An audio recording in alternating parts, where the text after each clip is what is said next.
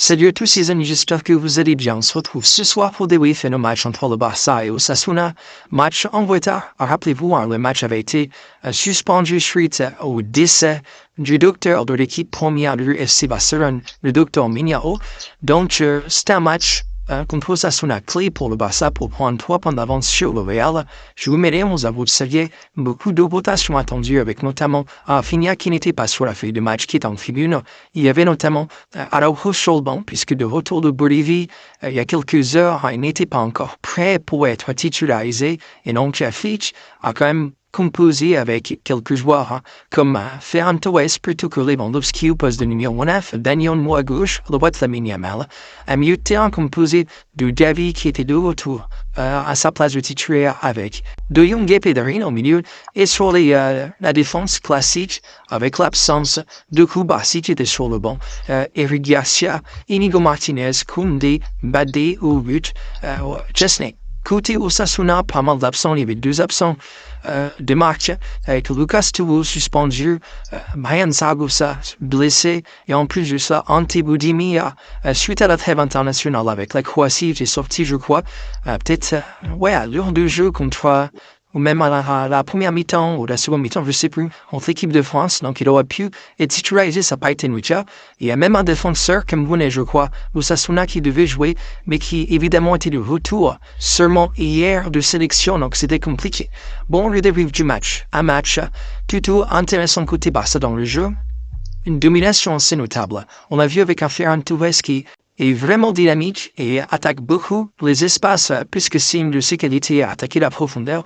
On l'a vu pas mal s'associer avec le milieu de terrain pour jouer très rapidement et c'est d'ailleurs comme ça que le Barça va provoquer une première but avec un grand Frenkie de Jong qui va s'associer avec Ferran et Ferran va attaquer ensuite l'espace comme il fallait le faire pour recevoir un bon centre d'Alejandro Balde. Donc ça fait 1-0 assez rapidement, un Barça dominateur au milieu, un Barça qui tient le ballon.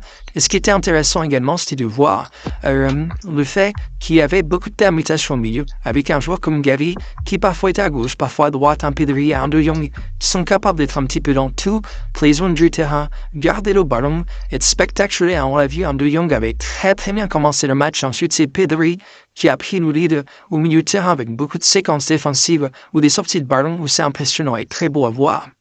Mais également des séquences où il trouve des lignes de passe assez impressionnante, c'est d'ailleurs l'une de ces passes qui va provoquer le second penalty, enfin le premier penalty plutôt, et le deuxième but du FC Barcelone tiré par Daniel Mo qui d'ailleurs va rater une première fois le penalty soit retiré parce que Moncayola, défenseur central ou défenseur d'Osasuna, lorsqu'il y aura l'arrêt du gardien d'Osasuna, eh bien il va tout simplement dégager le ballon alors qu'il était rentré dans la surface alors que le n'avait pas été effectué. Donc Olmo va retirer son penalty, cette fois-ci le transformer, donc ça fait 2-0. Mais la mauvaise nouvelle, c'est que Daniel Mo, quelques secondes plus tard, va ressentir une gêne.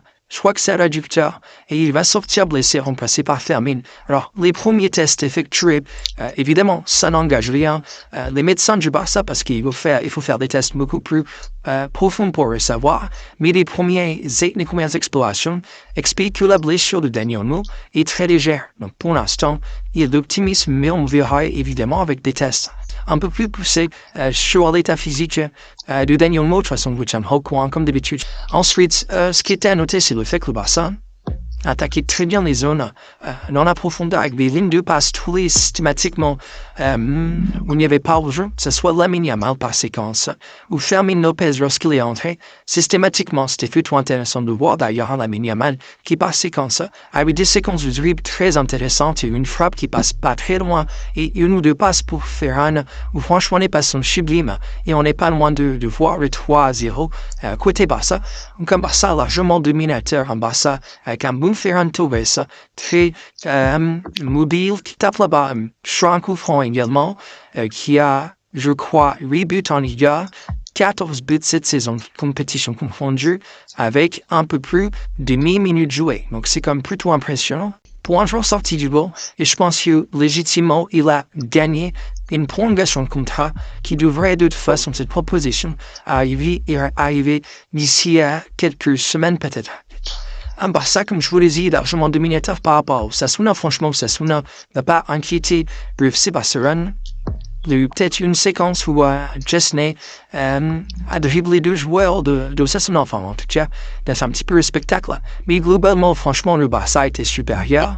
On a vu un Gavi plutôt intéressant, même si c'est pas encore le Gavi qu'on attend, parce que son goal, je pense qu'il n'est pas utilisé dans l'emploi où il est le plus mis en valeur. Mais en tout cas, un Alejandro Balde entraînant une femme aussi. Quelques séquences où Koundé Lamine s'associe et défensivement plutôt intéressant aussi. Donc globalement, rien de négatif, juste la blessure de Dani en moment. En tout cas, une très grande première mi-temps du côté du Barça. Une seconde mi-temps qui a débuté avec notamment le changement de Pablo Torre qui est entré en place de Frenkie de Jong, ce qui a un peu changé le milieu de terrain et à la faveur de Gavi, puisque c'est Gavi qui a repassé au poste de Jong, donc double pivot Gavi Pedali, et Pablo Torre avait ce rôle beaucoup plus offensif sur le côté gauche, et c'était Fermin en numéro 10, Fermin qui a également montré énormément de belles choses sur cette seconde mi-temps. Donc un Barça supérieur à Osasuna amène sûrement pas se mentir sur le début de la seconde mi-temps jusqu'à la 60e environ. C'était clairement de la gestion de la part des joueurs du Barça qui n'attaquaient plus autant. Évidemment, quand tu mènes 2-0 de missile avec autant de minutes dans les jambes, je comprends totalement le fait qu'il y ait une gestion du match avec évidemment un calendrier titanesque qui arrive. Et donc oui, disons-le, il y a eu une tête, tout ça sonne où le ballon passe pas très loin, mais globalement, Chesney a passé une soirée plutôt tranquille, pas eu d'arrêt à faire, le Barça a été dominant. On peut dire qu'Eric Garcia a fait beaucoup de fautes, parfois évitables, mais globalement, l'équipe a été supérieure, largement même. À Osasuna, on va faire quelques changements, notamment Lewandowski qui va entrer à la place de Ferran Torres. Il y a Pau Victor, Gérard Martin qui vont également faire leur rentrée pour Balde, et Pedri qui va être ovationné, et Pedri va d'ailleurs être élu homme du match, c'est plutôt logique, vu la performance du bonhomme. Et le Barça va marquer le 3-0, cette fois-ci sur transition, puisque c'est Pablo Torre qui va servir Fermin, très beau centre pour Lewandowski, qui marche. Le 3-0 qui enterre définitivement cette équipe d'Osasuna.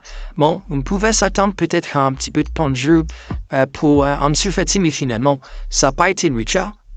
Alors il faut savoir que Hansi en compte de presse avait expliqué qu'il ne voyait pas en dessous prêt pour l'instant parce que physiquement, il n'était pas encore au niveau de ce qu'il devait avoir pour pouvoir jouer au Barça et avoir des minutes. Donc ça, c'est préoccupant, mais c'est plutôt logique. Hansi a la légitimité de décider et s'il estime que Pau Victor aujourd'hui, physiquement, tient beaucoup plus la route qu'Ansu Fati, ok, en termes de talent, il n'y a pas de débat.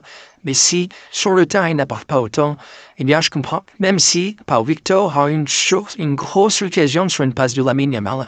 Tu vois, en fait, tous les matchs, je pense que Lamine, on ne le verra pas forcément titulaire contre Girona. Mais Pau Victor a raté une grosse occasion sur la P3 0. Globalement, Barça dominant. Barça qui prend 3 points d'avance. Sur le Real Madrid avec une différence particulière.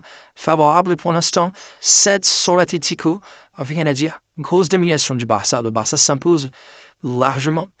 Voilà, dites-moi dans les commentaires votre homme du match. Likez, commentez, partagez. Moi, je vous dis à la prochaine édition. Comme d'habitude, partez-vous.